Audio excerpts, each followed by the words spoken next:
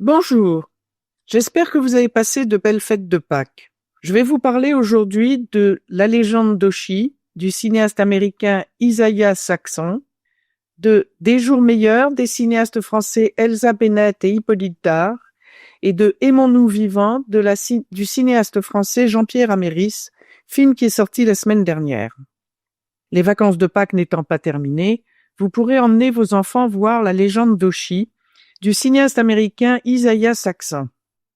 Dans les Carpates, les humains vivent dans la peur de certaines créatures de la forêt qu'ils ont appelées les Auchis.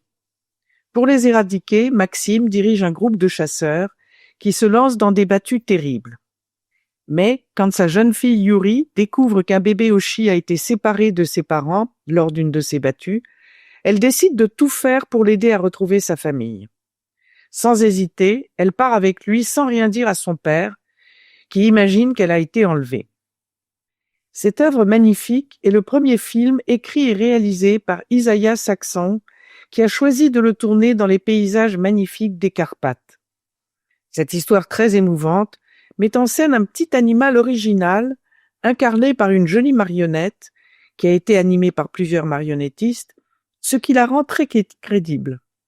Malgré quelques longueurs, on tombe sous le charme de cette belle histoire d'amitié entre une fillette et un joli petit animal fantastique qui parviennent à parler ensemble grâce à des cris et des sons que la fillette réussit à comprendre.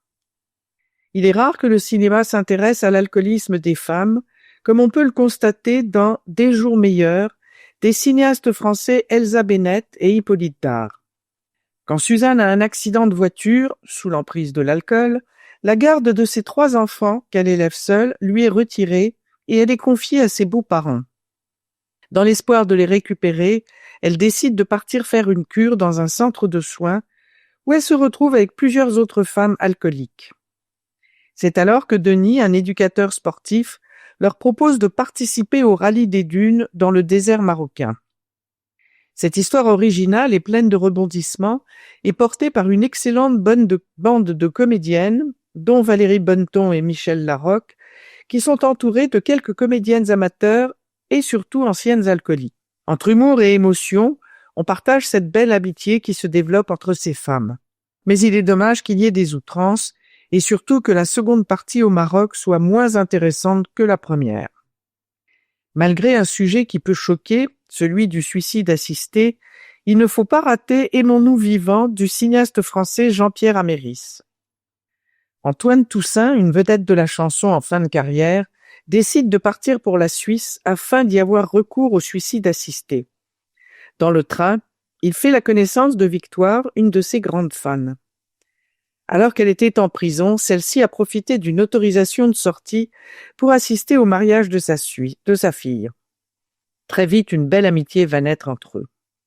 Cette histoire originale est portée par le duo exceptionnel de Valérie Lemercier et Gérard Darmon, qui confèrent à leur personnage une belle humanité.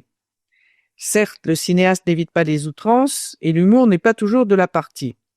Mais l'ensemble est émouvant et très original, même si le début, avec la volonté d'avoir recours au suicide assisté, est assez choquant.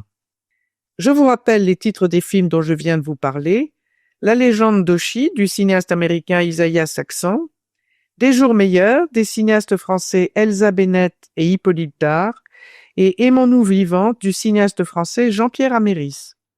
À la semaine prochaine sur les ondes de Radio Espérance.